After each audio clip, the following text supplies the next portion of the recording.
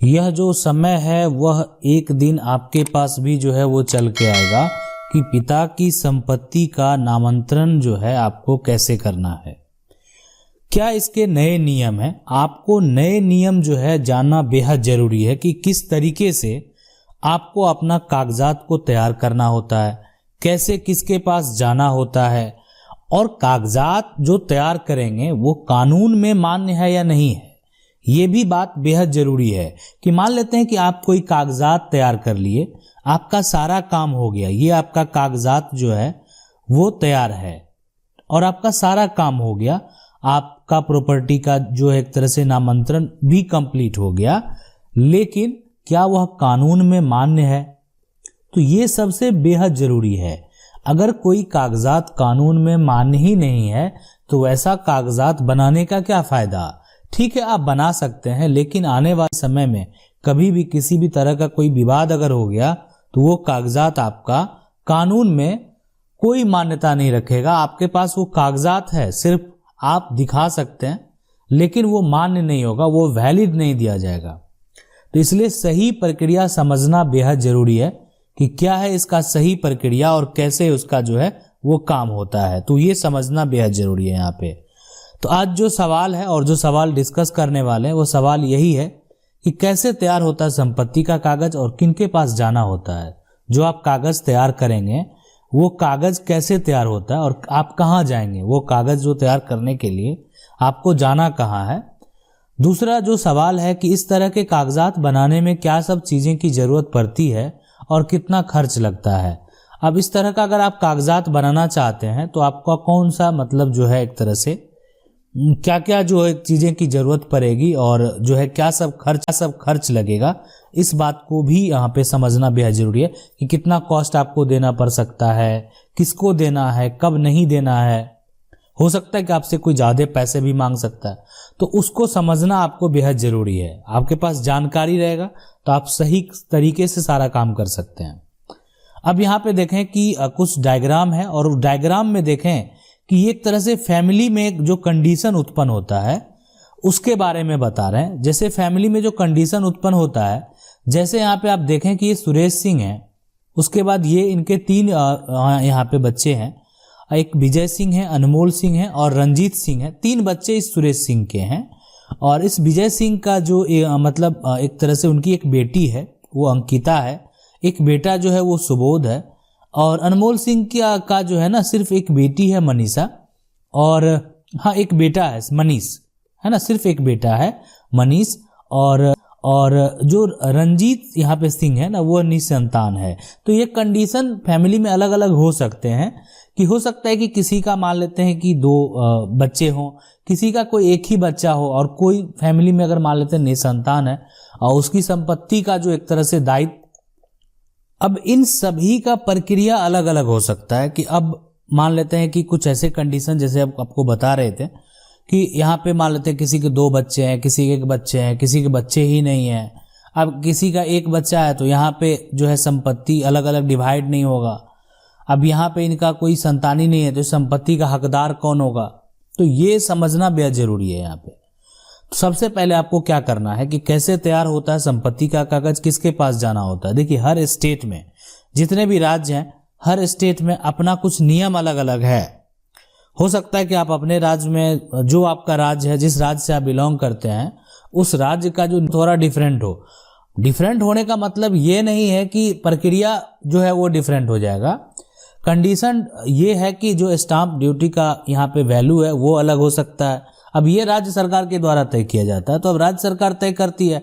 अब कहीं मान लेते हैं राज्य सरकार 100 रुपया में ही बोलती है सारा काम हो जाएगा, सब कुछ सही है, वैलिड है, मान्य है, तो ठीक है आप 100 रुपये में करवा सकते हैं। कहीं अगर 1000 का नियम है तो 1000 जो है, ज़्यादातर देखें 1000 ही वैलिड रहता है, और कहीं उससे ज़्यादा अगर होगा तो नामांतरण का तो उससे ज़्यादा, लेकिन आपको 1000 से ज़्यादा कहीं नहीं है, 1000 पे आप करा सकते हैं, ठीक है। और लेकिन अब इसका पता कैसे करें, तो पता करने के लिए आप सबसे पहले जो आपका जो नियर है, जो आपके अंचल है, ठीक है, तो वहाँ के जो राजस्व के अधिकारी हैं, जो भूमि विभाग के अधिकारी हैं, वहाँ या अधिकारी से भी मिल सकते हैं आप, ऐसा नहीं कि नहीं मिल सकते हैं। और उसके अलावा जो वहाँ के कर्मचारी हैं, ठीक है, या मान लेते हैं कोई पटवारी हैं, तो उनसे भी आप मिल सकते हैं। तो मिलने के बाद ये पूछ सकते हैं कि आपको वहाँ पे कितना का स्टाम्प जो लगेगा, जिस पे सारा डिटेल मेंशन करना होगा, ठीक है। तो कागज जो तैयार होता है तो सबसे पहले वो स्टाम्प तो जरूरी है, वो आपको लेना होगा, ठीक है, वो आप अवेलेबल करा लें। अब देखिए एक चीज होता है कि मान लेते हैं कि आप ऐसा सोचते होंगे कि ये सारा काम आपसे नहीं होगा, मतलब मन में ऐसा लगता होगा कि हम नहीं कर सकते, कोई ऐसा हो जो कर दे। तो दो व्यक्ति का जो है आप यहाँ पे आप एक तरह से सलाह ले सकते हैं और उनको जो है उनसे बात कर सकते हैं, वो आपका हो सकता है सारा काम कर दे। एक पहला वो जो कि आपके लोकल क्षेत्र के अमीन है, उनको क्या होता है कि सारा इन्फॉर्मेशन पता होता है कि आपको अब जिस क्षेत्र में है, कोई प्राइवेट आप कर सकते हैं, ऐसा नहीं है कि कोई, वो सारा कुछ आपका मेंशन कर देंगे। अगर आप उनको बता देंगे, सारा कागजात दे देंगे, सारा कागजात दे देंगे, उनको उनका एरिया का काफ़ी अनुभव होता है और वो कागजात तैयार करने में वो पूरा हेल्प कर देंगे और उसके साथ साथ जो उसका मेजरमेंट है वो सही करेंगे। आप हो सकता है कि कुछ मिस्टेक कर दें, मान लेते हैं चौहद्दी लिखने में मिस्टेक कर दें या अन्य कोई भी कारण हो सकता है जिसमें आप मिस्टेक कर सकते हैं। लेकिन यहाँ पे आप जो है अगर वहाँ के प्राइवेट अमीन से बात करेंगे तो वहाँ पे आप मिस्टेक नहीं करेंगे, सारा कुछ जो है वो यहाँ पे मेंशन हो जाएगा कागजात के ऊपर। अब यहाँ पे जो सवाल है ये है कि दूसरा किसी वकील के पास भी आप जा सकते हैं, वो भी आपका कागजात जो है वो सही तरीके से तैयार कर देंगे। तो दो ऑप्शन है आपके पास, दोनों जगह जा सकते हैं, दोनों जगह सही तरीके से आप जो है स्टाम्प का पर अपना जो भी डिटेल मेंशन क्या क्या करना होता है, क्या क्या भरना होता है, कैसे भरना होता है, तो थोड़ा कॉस्ट लगेगा लेकिन आपका सही प्रक्रिया हो जाएगा। अगर आपको नहीं पता है तो अपने से करेंगे, मान लेते हैं कि स्टाम्प हो सकता है कि आपका वो एक बेकार हो जाए, आपने उसको 1000 रुपये में है ना खरीद के लाया और वो बेकार चला जाए, तो वो नहीं करना है। इसलिए आप जो है यहाँ पे किसी को पकड़ लेंगे, वो ज़्यादा सही रहेगा। अब है कि यहाँ पे जो परिवार के लोग हैं, जैसे मान लेते हैं इनके 2 बच्चे हैं, तो उनका कागजात 2 अलग अलग तैयार कर लेंगे और एक पे जो है ना, जैसे ये इनके हैं जो विजय सिंह हैं, ठीक है, तो अब यहाँ पे जो बेटी है, तो बेटी ये है कि हिस्सा लेगी या नहीं लेगी। अगर नहीं लेगी तो भाई को जो है ना, जो यहाँ पे बेटा है, उसको एनओसी यहाँ पे देना पड़ेगा, मतलब उनको नो ऑब्जेक्शन देना पड़ेगा कि इन पे उनका कोई भी ऑब्जेक्शन नहीं है। अगर ऑब्जेक्शन नहीं है तो कोई दिक्कत नहीं है, लेकिन अगर ऑब्जेक्शन लग जाएगा तो दिक्कत हो जाएगा फिर। अब है कि सारा जो डिटेल मेंशन जब हो जाता है ना, इसको ऑनलाइन करना पड़ता है, ठीक है। तो ये प्रक्रिया आपका जब ऑनलाइन हो जाएगा, ऑनलाइन के बाद, ठीक है, ऑनलाइन करने के बाद इसके बाद जो राजस्व के अधिकारी होते हैं उनके द्वारा ये वेरीफाई किया जाता है कि आपके द्वारा जो भी यहाँ पे मेंशन किया गया है वो सही है। दूसरी, अगर पिता मान लेते हैं जीवित हैं तो पिता का भी एनओसी देना पड़ेगा, पिता अगर जीवित नहीं है तो पिता का मृत्यु प्रमाण पत्र देना पड़ेगा। तो दोनों जरूरी है। अगर जीवित हैं तो एनओसी चाहिए, उनको कोई ऑब्जेक्शन मतलब पिता को नहीं है, आप अपने नाम पे करवा रहे हैं तो कोई दिक्कत नहीं, वो आपका नामांतरण हो जाएगा। लेकिन अगर मान लेते हैं पिता जीवित नहीं है तो मृत्यु प्रमाण पत्र देना पड़ेगा। अब अगर मान लेते हैं कोई एक भाई हैं, वो कागजात तैयार करते हैं, तो उनको क्या यहाँ पे अगर पिता जीवित हैं तो फिर भी वहां पे जो है पिता का एनओसी चाहिए ही। अब ये है कि एनओसी कैसे देंगे, तो ये बहुत ज़्यादा कठिन नहीं है, मतलब सिर्फ सपोर्ट कर देंगे वो कि इनको इससे कोई ये नहीं है, दिक्कत नहीं है, आपत्ति नहीं है, ठीक है। अगर वो उनके नाम, बेटे के नाम पे हो रहा है तो बस यही हो गया। अधिकारी के पास वो अभी जा सकते हैं अगर बुलावा आता है तो ये प्रक्रिया होता है। और दूसरा उसमें सारा कुछ मेंशन, मतलब जो भी आपकी संपत्ति है, घर है, मकान है, जो भी है ना, जमीन है, तो सारा कुछ आप मेंशन करने के बाद प्रक्रिया जो है वो ऑनलाइन कर देना पड़ता है। ऑनलाइन करने के बाद जो है फिर एक तरह से जो अधिकारी हैं उनके द्वारा वेरीफाई किया जाता है। वेरीफाई करने के बाद लगता है कि सब कुछ सही है तो आपका नामांतरण हो जाता है, मतलब वो संपत्ति आपके नाम पे ट्रांसफर हो गई।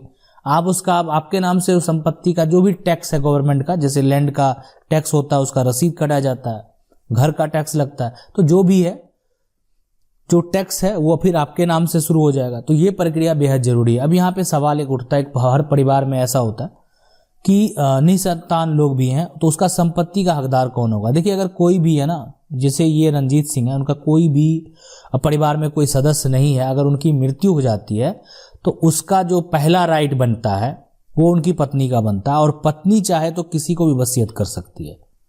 ये हमारा कानून कहता है कि अब किसी को भी वसीयत कर दे जब तक वो जीवित हैं तब तक वो अपना हक रखेंगे, और मृत्यु के बाद हो सकता है कि मान लेते हैं मनीष को दे दे, सुबोध को दे दे, अंकिता को दे दे। तो वसीयत अगर कर दिया जाएगा रजिस्टर तरीके से तो आप कुछ नहीं कर पाएंगे, जिसको मिल गया सो मिल गया। या हो सकता है इन सब में से किसी को ना दे, किसी अन्य अपने परिवार के लोग को दे दे। और ऐसा जजमेंट पे हम बताए भी हैं, ऐसा सुप्रीम कोर्ट का भी जजमेंट हुआ है कि सुप्रीम कोर्ट के द्वारा ऐसा कहा गया है ना कि सुप्रीम कोर्ट का ऐसा जजमेंट है कि जो अगर कोई भी व्यक्ति मान लेते हैं कि वो निसंतान, उनके बच्चे नहीं हैं, और उनकी मान लेते हैं पत्नी जो है अपने जो भाई है उसके बच्चे को संपत्ति जो है वो उनके नाम पर कर दिया था, तो वहां पे सुप्रीम कोर्ट का ऐसा कहना है साफ साफ कि वो जो परिवार के लोग हैं, उनके जो पिता के लोग हैं या उनके जो भाई हैं, वो कोई परिवार से अलग नहीं है। और ऐसा जजमेंट हुआ था, और जजमेंट में ये सही करार दिया गया। मतलब अगर कोई भी जैसे रंजीत सिंह की पत्नी अपने भाई के बच्चे के नाम से संपत्ति को वसीयत करती है तो ये जो है यहाँ पे कोई भी ऑब्जेक्शन नहीं लगा पाएगा, ना अनमोल सिंह लगा पाएगा, ना ये, ना इनके बच्चे। तो ये है हमारा कानून, ऐसे होता है सारा प्रक्रिया। अगर अब भी आपको कुछ समझना है, आपको लग रहा है कि आपका जो मामला थोड़ा डिफरेंट है, उससे संबंधित टॉपिक पे वीडियो आनी चाहिए, तो आप हमें कमेंट जरूर करेंगे। और अगर चाहते हैं कि उस टॉपिक पे वीडियो आए तो आप बोलेंगे कि इस पे जो है इससे संबंधित वीडियो आप बनाइए, तो हम आपको समझाने का प्रयास करेंगे, वीडियो बनाएंगे। आशा करते हैं वीडियो अच्छा लगा होगा। वीडियो अच्छा लगा वीडियो को लाइक जरूर कर दें, चैनल को पहली बार देख रहे हैं सब्सक्राइब करके जो बेल आइकन है उसको जरूर दबा लें। मिलते हैं अगले वीडियो में।